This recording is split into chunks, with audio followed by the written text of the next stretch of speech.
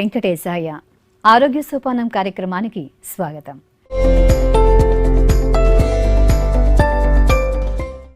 తిరుమల తిరుపతి దేవస్థానములచే నిర్వహింపబడుతున్న శ్రీ వెంకటేశ్వర వైద్య విజ్ఞాన సంస్థ స్విమ్స్ నందు మెడిసిన్ విభాగంలో పనిచేస్తున్న డాక్టర్ జె హరికృష్ణ గారు క్రిటికల్ కేర్ మెడిసిన్లో డిఎం చేసి ఫిజిషియన్ అండ్ ఇంటెన్సివిస్ట్గా రాయలసీమలోనే మొదటి డాక్టర్గా విశేష సేవలు అందిస్తున్నారు. ఈనాటి కార్యక్రమంలో ఐసీయూలో చికిత్స అనే అంశం గురించి వివరిస్తారు. నమస్కారం అండి డాక్టర్ గారు. నమస్కారం అండి. డాక్టర్ గారు, ఏ హాస్పిటల్కి వెళ్ళినా ప్రతి ఒక్కరూ గమనించేది ఐసీయూ విభాగం. అసలు ఐసీయూ అంటే ఏంటో తెలియజేయండి. ఐసీయూ అంటే ఇంటెన్సివ్ కేర్ యూనిట్ అంటారండి. ఇది ఒక ప్రత్యేకమైన వైద్య విభాగము. ఈ విభాగంలో వ్యాధి తీవ్రత ఎక్కువగా ఉన్నవారికి వైద్యం అందిస్తారు. ఈ విభాగంలో ప్రత్యేక శిక్షణ కలిగి నైపుణ్యం కలిగిన వైద్యులు, నర్సులు మరియు ఇతర వైద్య సిబ్బంది మరియు ప్రత్యేకమైన పరికరాల ద్వారా వైద్యం అందిస్తారు. డాక్టర్ గారు, ఐసీయూలో ఎటువంటి వ్యాధులకు చికిత్స అందిస్తారు? వ్యాధి లక్షణాలు చాలా తీవ్రంగా ఉన్న వారిలో ఐసీయూ చికిత్స అవసరం ఉంటుందండి. ఇక వ్యాధుల విషయానికి వస్తే తీవ్రమైన ఇన్ఫెక్షన్స్, దీన్నే సెప్సిస్ అని అంటారు.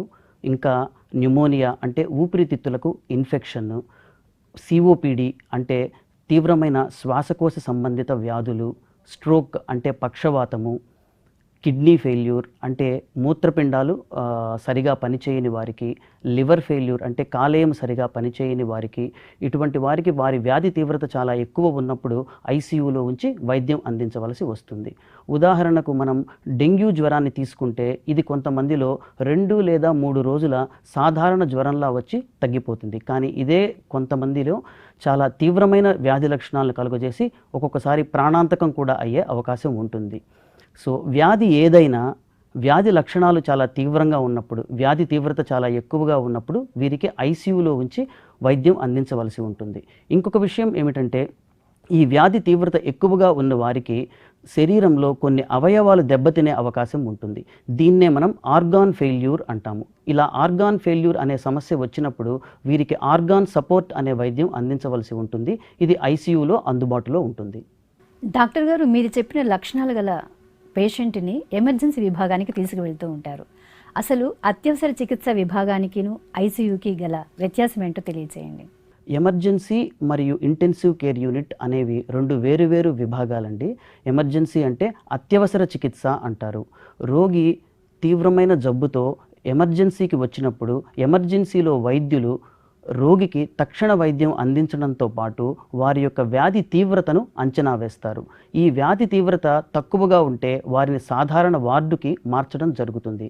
ఒకవేళ ఇదే వ్యాధి తీవ్రత చాలా ఎక్కువగా ఉన్నప్పుడు వీలైనంత త్వరగా వారిని ఇంటెన్సివ్ కేర్ యూనిట్కు మార్చడం జరుగుతుంది. కొన్ని సందర్భాల్లో పేషెంట్స్ చాలా తీవ్రమైన జబ్బుతో వస్తూ ఉంటారు. వీరికి తక్షణ వైద్యం అందించడం అవసరం అవుతుంది. ఇటువంటి పరిస్థితులలో ఎమర్జెన్సీ డాక్టర్ గారి పాత్ర చాలా ఎక్కువగా ఉంటుంది. వీరు వారికి తగిన తక్షణ వైద్యం అందించి వారి కండిషన్ను కొద్దిగా స్టెబిలైజ్ చేసిన తర్వాత ఐసీయూకు షిఫ్ట్ చేయడం జరుగుతుంది.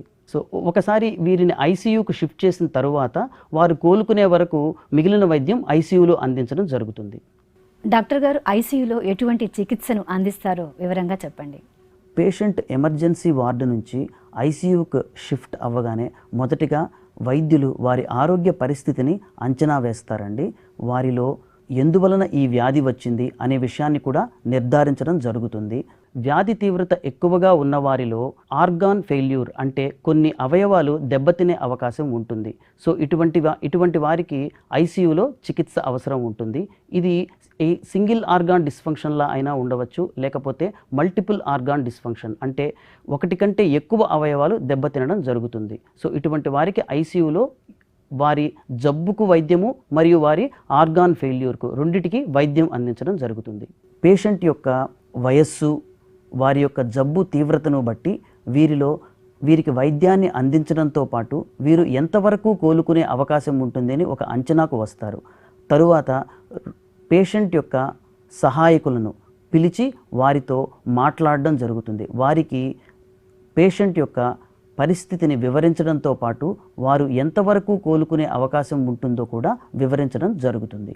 డాక్టర్ గారు, ఆర్గాన్ సపోర్ట్ వైద్యం అంటే ఏంటో తెలియజేస్తారా? ఉదాహరణకి మనం ఇప్పుడు న్యూమోనియా అంటే ఊపిరితిత్తుల ఇన్ఫెక్షన్ని తీసుకుంటే ఇటువంటి వారిలో మనం యాంటీబయాటిక్స్ ఇస్తే సరిపోతుంది. కానీ కొంతమందిలో ఈ న్యూమోనియా వ్యాధి తీవ్రత చాలా ఎక్కువగా ఉండడం వల్ల వారి ఊపిరితిత్తులు సరిగా పనిచేయవు. ఇటువంటి వారికి ఆర్గాన్ ఫెయిల్యూర్ అంటారు. అంటే ఊపిరితిత్తులు సాధారణంగా మన శరీరంలో చేసే పని గాలిలో ఆక్సిజన్ను రక్తంలోకి సప్లై చేయడం. ఎప్పుడైతే వ్యాధి తీవ్రత చాలా ఎక్కువగా ఉంటుందో అటువంటి సమయంలో ఊపిరితిత్తులు సరిగా పనిచేయకపోవడం వల్ల శరీరంలో ఆక్సిజన్ స్థాయిలు చాలా తక్కువగా ఆందోళనకరంగా తగ్గిపోయే అవకాశం ఉంటుంది.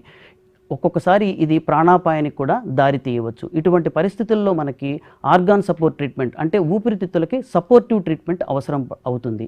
ఈ ఊపిరితిత్తులకి సపోర్టివ్ ట్రీట్మెంట్నే మనం వెంటిలేటర్పై చికిత్స అని అంటాము.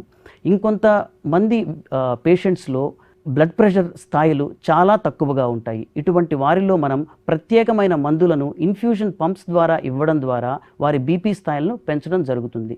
మరికొంతమందిలో కిడ్నీ ఫెయిల్యూర్ అంటే మూత్రపిండాలు సరిగా పనిచేయకుండా ఉంటాయి. మూత్రపిండాలు మన శరీరంలో సాధారణంగా మలినాలను మూత్రం రూపంలో బయటకు పంపిస్తాయి. ఎప్పుడైతే ఈ మూత్రపిండాలు సరిగా పనిచేయడం లేదో ఆ మలినాలన్నీ శరీరంలో పేరుకుపోవడం వల్ల చాలా దుష్ప్రభావాలు కలుగుతాయి. ఇటువంటి వారిలో కిడ్నీ సపోర్ట్ అంటే మూత్రపిండాలకి సపోర్ట్గా మనం డయాలసిస్ అనే వైద్యం చేస్తాము. ఇక్కడ మూత్రపిండాలు చేయవలసిన పనిని డయాలసిస్ మిషన్ చేస్తుంది. ఇది రోగి మూత్రపిండాలు దానంతకు అది రికవర్ అయ్యే వరకు చేయవలసి ఉంటుంది. దీన్నే మనం ఆర్గాన్ సపోర్ట్ ట్రీట్మెంట్ అంటాము. దీన్ని ఏ ఆర్గాన్ అయితే సరిగా పనిచేయడం లేదో దానికి సంబంధించి వైద్యం చేయవలసి ఉంటుంది. డాక్టర్ గారు, వెంటిలేటర్ చికిత్స విధానాన్ని తెలియజేస్తారా? వెంటిలేటర్ అనేది ఊపిరితిత్తులకు ఆర్గాన్ సపోర్ట్ ట్రీట్మెంట్ అండి.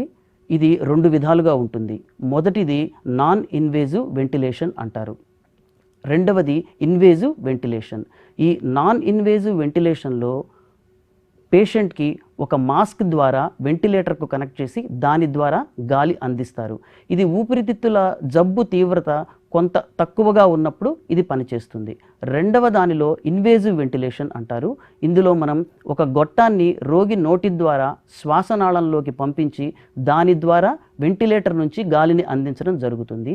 ఇది ఊపిరితిత్తుల వ్యాధి తీవ్రత చాలా ఎక్కువగా ఉన్న వారిలో అవసరం అవుతుంది. వెంటిలేటర్ చికిత్స యొక్క ముఖ్య ఉద్దేశం ఏమిటంటే, ఒకటి రక్తంలో ఆక్సిజన్ స్థాయిలను పెంచడం మరియు కార్బన్ డయాక్సైడ్ స్థాయిలను తగ్గించడం. రెండవది ఊపిరితిత్తులు రికవర్ అవ్వడానికి వాటికి కొంత సమయాన్ని ఇవ్వడం. డాక్టర్ గారు, ఐసీయూలో వైద్యం పొందిన వారు కోలుకునే అవకాశం ఎంతవరకు ఉంటుందంటారు? ఐసీయూలో వైద్యం కోలుకోవడానికి చాలా అంశాల మీద ఆధారపడి ఉంటుందండి. ఇందులో మొదటి అంశం వారి వ్యాధి తీవ్రత. కొందరిలో వారు ఆసుపత్రికి వచ్చే సమయానికే వ్యాధి తీవ్రత చాలా ఎక్కువగా ఉంటుంది. మల్టిపుల్ ఆర్గాన్ డిస్ఫంక్షన్ అంటారు. శరీరంలో చాలా అవయవాలు దెబ్బతిని ఉంటాయి. ఇటువంటి వారు కోలుకునే అవకాశం కొద్దిగా తక్కువగా ఉంటుంది. రెండవది కోమార్బిడిటీస్ అంటారు. అంటే వారికి ఈ వ్యాధి రాకముందే ఉన్న దీర్ఘకాలిక వ్యాధులు. ఉదాహరణకు హైపర్ టెన్షన్, డయాబెటీస్ అంటే మధుమేహం, ఊపిరితిత్తులకు సంబంధించిన వ్యాధులు, గుండె సంబంధిత వ్యాధులు, లివర్ సంబంధిత, కిడ్నీ సంబంధిత దీర్ఘకాలిక వ్యాధులు. ఇటువంటి వ్యాధులు ఉన్నవారిలో ఐసీయూలో కోలుకోవడం కొంత సమయం తీసుకోవడం జరుగుతుంది. మూడవది పేషెంట్ వయస్సు అండి. వయస్సు ఎక్కువగా ఉన్న వారిలో ఐసీయూ వైద్యం అందించవలసిన పరిస్థితి వచ్చినప్పుడు కోలుకునే అవకాశం కొంత తక్కువగా ఉంటుంది. నాలుగవ అంశము వారికి ఏ కారణం చేత ఐసీయూ వైద్యం అందించడం జరుగుతుంది. ఉదాహరణకు కొన్ని ఇన్ఫెక్షన్స్లో పేషెంట్స్ చాలా త్వరగా కోలుకుంటారు. కొన్ని ఇన్ఫెక్షన్స్లో పేషెంట్స్ కోలుకోవడానికి కొంత సమయం తీసుకుంటారు. చివరిది వారు వైద్యానికి వారి శరీరం ఎలా స్పందిస్తుంది అనే దాని మీద కూడా ఆధారపడి ఉంటుంది. కొంతమంది వైద్యానికి చాలా త్వరగా స్పందించి త్వరగా కోలుకుంటారు. కొంతమంది కోలుకోవడానికి కొంత సమయం పడుతుంది. ఇలా ఐసీయూలో పేషెంట్ కోలుకోవడం చాలా అంశాల మీద ఆధారపడి ఉంటుంది. డాక్టర్ గారు, ఐసీయూలో చికిత్స వల్ల కలిగే ఇబ్బందులు అలాగే ఉపయోగాలను కూడా తెలియచేయండి. ఉపయోగాల విషయానికి వస్తే ఐసీయూ వైద్యం వ్యాధి తీవ్రత ఎక్కువగా ఉన్న వారిలో ఇవ్వవలసి ఉంటుందండి. వీరికి నిరంతర వైద్య పర్యవేక్షణ అవసరం ఉంటుంది. ఐసీయూలో ప్రత్యేక శిక్షణ కలిగిన నిపుణులైన డాక్టర్లు, నర్సులు, ఇతర వైద్య సిబ్బంది మరియు ప్రత్యేకమైన పరికరాలు అందుబాటులో ఉండడం వలన వీరికి కావలసిన వైద్యం తక్షణం అందించడంతో వీరు కోలుకునే అవకాశం ఎక్కువగా ఉంటుంది. ఇక ఇబ్బందుల విషయానికి వస్తే ఐసీయూ వైద్యం అనేది కొంత ఖర్చుతో కూడుకున్న విషయం అండి. రెండవది, పేషెంట్ పరిస్థితి చాలా సీరియస్గా ఉండడం వల్ల వారి సహాయకులు మరియు పేషెంట్లు కొంత మానసిక ఆందోళనకు గురయ్యే అవకాశం ఎక్కువగా ఉంటుంది. నిరంతర పనివేళల వలన వైద్య సిబ్బంది కూడా కొంత మానసిక ఆందోళన, స్ట్రెస్కి గురయ్యే అవకాశం కూడా ఎక్కువగా ఉంటుంది. డాక్టర్ గారు, ఐసీయూలో ఇతరులకు అనుమతి ఉండదు, ఎందుకంటారు? ఐసీయూలో ఉన్న పేషెంట్స్ ఆరోగ్య పరిస్థితి చాలా విషమంగా ఉండడం వల్ల వారి వ్యాధి నిరోధక శక్తి అంటే ఇమ్యూనిటీ కూడా కొంత తక్కువగా ఉంటుందండి.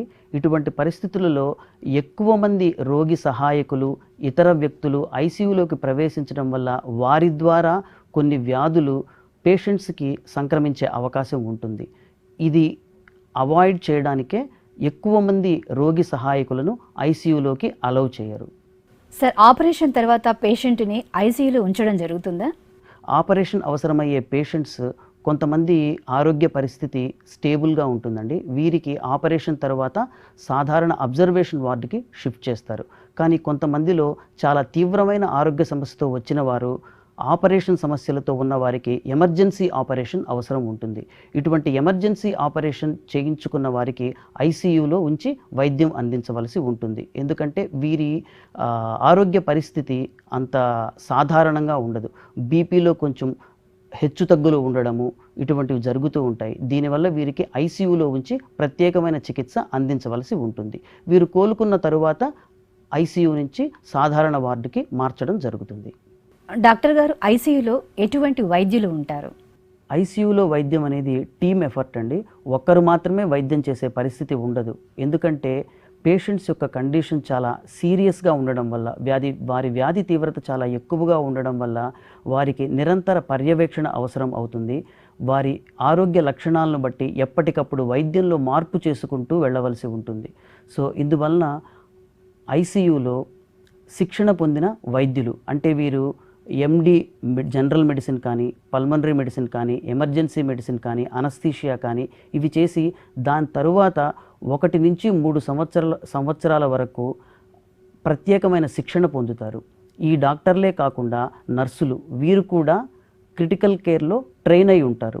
ఇలా కేవలం వైద్యులు, నర్సులే కాకుండా ఫిజియోథెరపిస్ట్స్, రెస్పిరేటరీ థెరపిస్ట్స్, న్యూట్రిషనిస్ట్స్ వీళ్ళందరూ ఒక జట్టుగా ఏర్పడి టీమ్ ఎఫర్ట్ ద్వారా పేషెంట్ని త్వరగా కోలుకోవడానికి ప్రయత్నం చేస్తారండి.